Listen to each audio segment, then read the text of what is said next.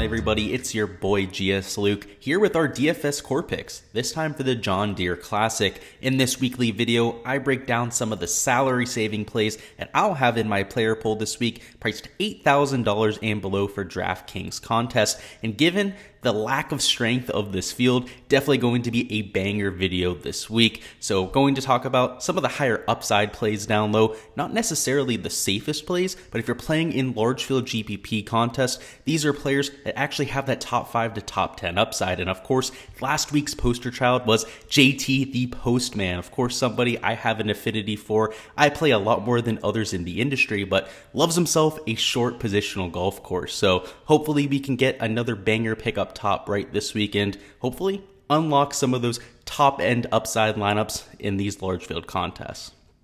Alrighty, first on up, we've got ourselves Arnaban Lahiri. Good old Arnaban loves himself a short positional golf course, and boy oh boy, is he a madman. He's either going to go out there, miss the cut, or pretty much get himself into contention, and that's exactly what we've seen if we take a look at his recent form. So plenty of missed cuts, in fact his last 3 starts, but before that, a top 10 finish at the Wells Fargo, solid 15th place there at the Mexico Open. Of course, the highlight of his season so far was that 2nd place finish at the Players Championship. So certainly he's an up and down type of player, but like I mentioned in the intro, these are for large field GPPs. We're looking for high upside plays, not necessarily players that have that floor. If we were to take a look at the shots gained metrics, you'd probably assume they're all over the place, but that has not been the case. In fact, over his last 24 measured rounds, which isn't all that large a sample size, you can see he's gaining across the board, gaining in every category, but most significantly off the tee and around the green, which are going to be especially useful around this type of track.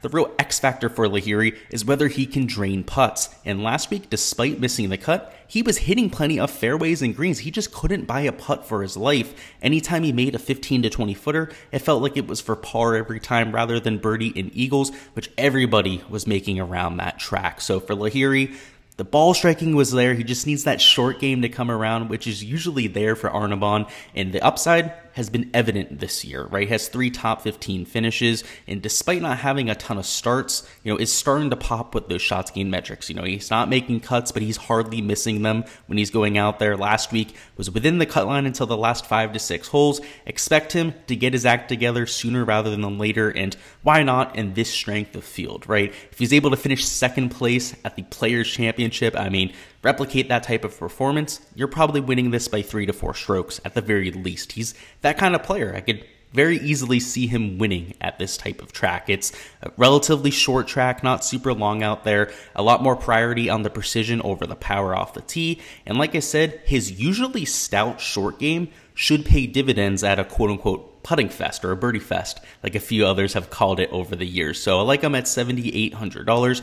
I'm expecting him to be a little bit low owned because of some of those recent performances, and the course history here isn't really ideal either. You can see a missed cut here last year in 2019, was able to finish in 47th place, so it's not like it's been a horrible track record, but nothing that we're really honing in on. So I hope that means he's going to be 5, maybe 6% owned at the very most, which in that case, I'm going to take 20%, take a little bit of a chance on Arnaban because, like I said, we've seen those top-end performances. If he's missing the cut, so be it, right? You're not going to get everybody right in these large field contests, but when things go the right way for Lahiri, going to be a great piece of leverage. Next up, we've got Adam Shank, who certainly not going to be low owned. So Lahiri has plenty of red flags there, but with Adam Shank, he seemingly is checking every single box, but you're not going to be alone in playing him here. So if we take a look at the course history, that is the first thing that he has going for him. He has a 4th place finish here last year. In 2019, finished in 6th place, so that's 2 top 6 finishes in a row. The recent form has been pretty solid as well, right? So kind of like Lahiri, a little bit inconsistent with some missed cuts. In fact, 4 missed cuts out of his last 10 starts, but has also had a top 25 finish, 26th place finish, a few made cuts there, highlighted by a top 10 at the Wells Fargo Championship. Much like Lahiri, also posted a top 10, and that is a positional short golf course, right? Kind of similar to what we're getting this week. So if you're going to see any type of a spike performance, I'm glad that it's happened for both of those players at the Wells Fargo. And much like in Arnaban Lahiri, the shots gained metrics, he's gaining across the board. Maybe a little bit less significantly off the tee and on approach, but gaining with the putter, gaining with the approach play like you're looking for in most of these plays. So really, that's why I said there's not really anything going wrong with this game, right? He's got the course history. The recent form is good enough for Adam Shank. The recent form metrics also back up that sort of play. So I expect him to maybe be 10 to 15% owned, which I'm still probably getting over the field on. Now, if he's getting close to 20%, which I don't expect that to be the case this week, then there's an argument to be made to fade him. But, from a value pick perspective, he's giving us exactly what we're looking for, which, is actually a little bit of a safer play than Arnaban. I expect, because the ball striking has been a little bit more consistent for Shank than Lahiri, at least for the long-term perspective, I'm a little bit more willing to get there. But in either circumstance, I think both of them are great plays. You can see Lahiri losing quite significantly on approach over his last 50 rounds, so obviously regresses back to his mean a little bit, whereas Adam Shank close to consistently neutral across the board, right? Like I said, he's a little bit more of a consistent player. So depending on what you're looking for, more of a chalky, safer play, maybe go the Adam Shank route. But if you're looking for a lower owned, higher upside play, I'm probably going with Lahiri there. So depending on what kind of contest you're in or your play style, gives you a choice there. Moving down to our third value pick, we're going to have David Lipsky at $7,400, and he's burned us quite a few times as a value pick, but he's also paid off big time in quite a few occasions. First time I ever paid off on him was at the Palmetto Championship, where he finished in second place in the 2021 season. But even of late, I've been riding the hot hand here. He hasn't been posting any top fives, but he's at least been posting decent fantasy scores, especially for somebody who's just $7,400. So you can see a few missed cuts in there, a little bit inconsistent, but he had the top 10 at the Mexico Open, during the Florida Swing, a few other solid finishes. He was quite popular right around the Mexico Open. I mean, even afterwards at the Byron Nelson, I believe he was like 15 to 20% owned because of how hot the form was. And now that he's had a few missed cuts in a row, just 30th, 40 place finish, I feel like a lot of people are jumping off the David Lipsky train. And the fact of the matter is, he has struggled at golf courses that have fit his game, but sooner rather than later, I expect him to tune into those performances we've seen before. I mean, this is somebody who's won internationally. He was a stout player on the DP World Tour before actually coming over here and earning his tour card, and somebody I think is a much higher pedigree player than everybody priced around him. I mean, even guys like Nick Taylor, for example, that have won on the PGA Tour, I expect David Lipsky to have a lot more sustained success than players priced around him, like a Mark Hubbard, for example, like a Pan Kazire. Just in terms of actual talent level, I think he's head and shoulders above some of the guys around him. So even though the course history is non-existent, like I said, it's his first time ever coming here because he's a PGA Tour rookie, I think somebody you might want to take a few shots on. From the skill set perspective, we know he's more of an approach and a putter type of player.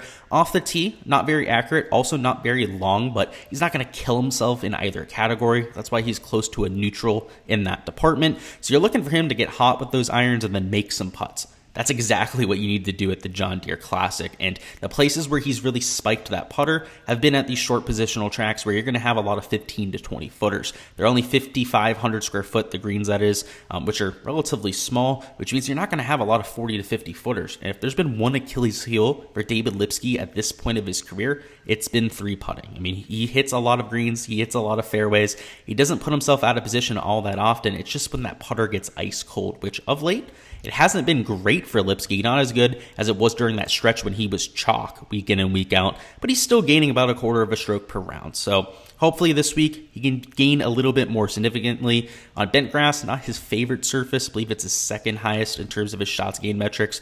So it's not a bad surface for him. Maybe he can tune into a hot putter this week and give us the spike performance we're looking for. Next up, we've got a more speculative pick. So this is certainly the most risky pick out of the bunch here, but also by far the highest upside. It's Taylor Pendrick coming in off injury. We haven't seen him since the Players' Championship, and that is because of a rib injury, which is one of the more strange injuries or just circumstances that you're really going to find with a golfer. And it's really hard to say how much he's been able to practice over these last 2 to 3 months and whether he's still going to be in pain. So there's a lot of risk involved here, but we know before he actually got injured, he was on an unbelievable stretch of golf. I mean, he was making cuts every single week. He had multiple top 10 finishes. There was an argument to be made that he was by far the most impressive rookie at that point. I mean, literally head and shoulders above every other player. So that's why a lot of his shots gained metrics look great for him. In fact, he's a top 10 model fit there at number 40 in the pricing because the stats are being pulled from a long time ago. So if we take a look at the stats, and again, this isn't even remotely recent, so don't look into this all that much, right? Gaining a ton with the ball striking, and see close to a third of a stroke per round on approach, over half a stroke per round off the tee. The putter could be a little bit of a, let's say, up and down prospect for him, but he loves bent grass. Gains 0.79 shots gained putting per round on bent grass.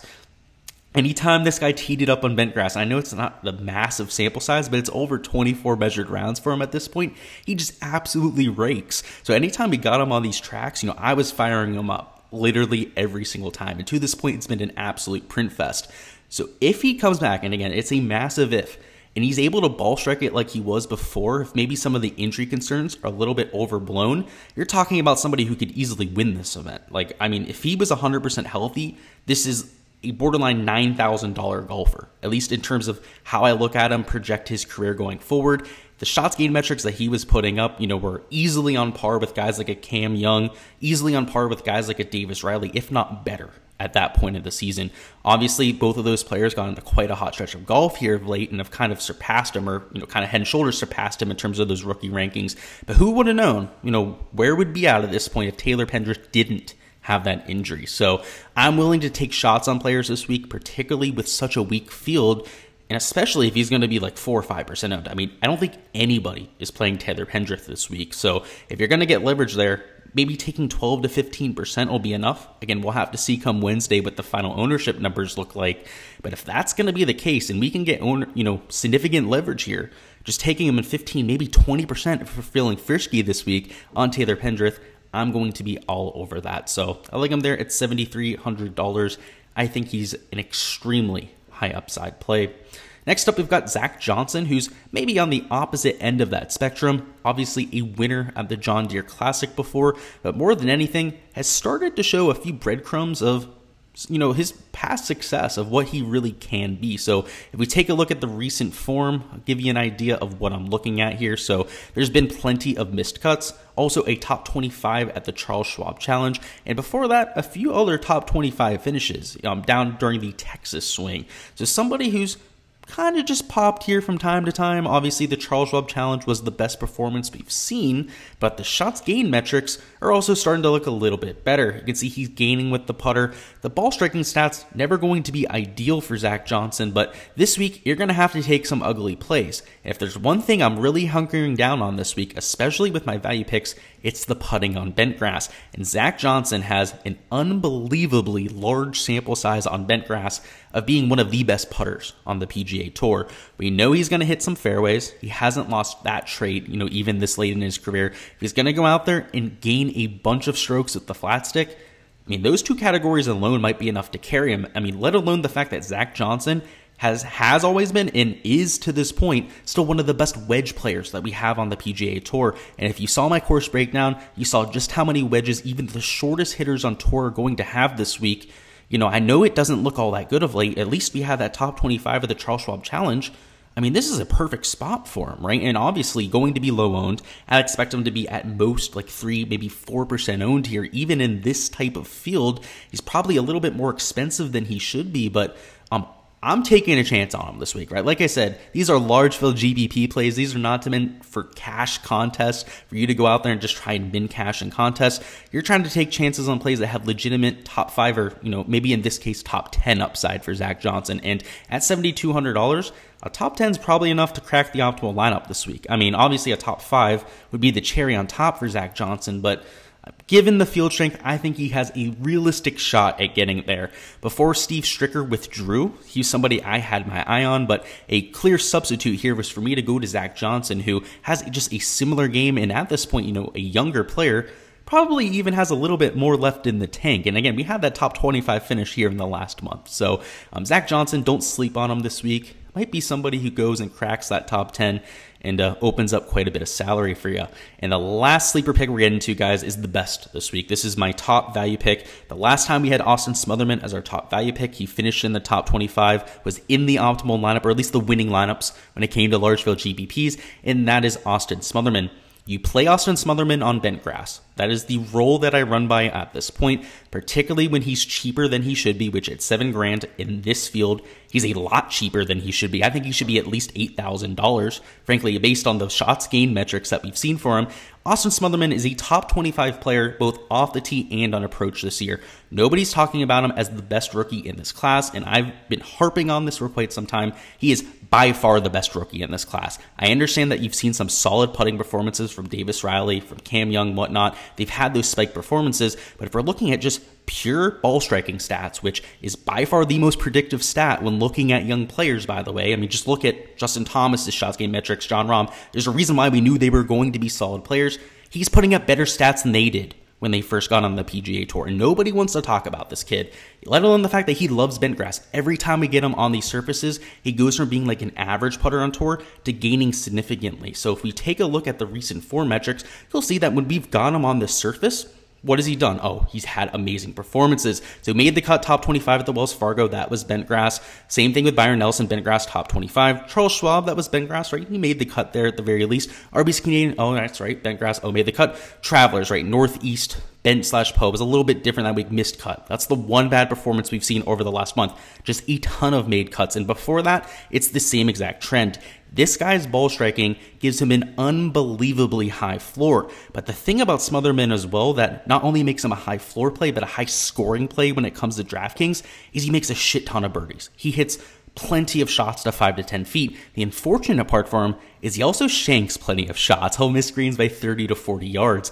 A volatile player if I've ever seen one, but at a field of this strength at a golf course that's as easy as what we have here with TPC Deere Run, you know, if he misses 30 to 40 yards from a green, maybe he still gets up and down, right? Because it's one of those golf courses where you can really save yourself if you have that wedge play. So Austin Smotherman, I think, is by far the most mispriced player on this slate. Number 1, TPC Deere Run Fit. I think that speaks for itself. He's number 4 in total mono ranking. Loves bent grass. Just there's not enough I can say about this kid. So just to give you an idea with the shots gained metrics, gaining close to half a stroke per round off the tee, and this is over a stretch where he has a missed cut in there. It's not his best stretch of golf. Gaining close to a quarter of a stroke per round on approach, and gaining with the putter. Over his last 50 measured rounds, right? Zoom out a little bit further, right? Make sure it's not a fluke. Oh, he's even better off the tee and on approach, right? Like I said, the kid's an absolute fucking stud and still gaining with the putter. So just, I don't understand how this kid is slept on at this point. I mean, he should easily be in the $8,000 range. I might literally play 40% Austin Smotherman this week. He might be one of the highest owned plays that I have, period, here. This is a week where you got to get funky with your player pool, and frankly, since I have such a lean on this player, he's going to be one of those funky pivots that I make. Guys, that's all I've got for this week's value picks. Before you hop on out of here, let me know down in the comments who you're playing as your favorite value. For me, it's pretty obvious. That's Austin Smotherman this week. But go ahead and let me know who you're thinking down below. And as per usual, make sure you smash that like button before you hop out of here. And also, make sure you are subscribed to the channel. We're going to have even more golf content dropping, some fades and sleepers, our weekly DFS live stream, which will be tomorrow night at 7 p.m. Eastern time. So you don't want to miss any of that when it drops. And the best way to make sure you don't miss it is to be subscribed to the channel. So couldn't recommend it any more than that. But with that being said, that's all I've got for you guys. Gonna hop on out of here now, but best of luck with all of your lineups, all of your outright bets this week, if that's what you're going with. And going to have some live golf content coming out later tonight as well. They got Showdown out for round 1. Obviously for rounds 2 and 3, I'd expect to see a few contests as well. So gonna cover that front because, hey, it's a pretty solid field this week. So looking forward to that, guys. Best of luck, like I said. I'm gonna catch you guys next time.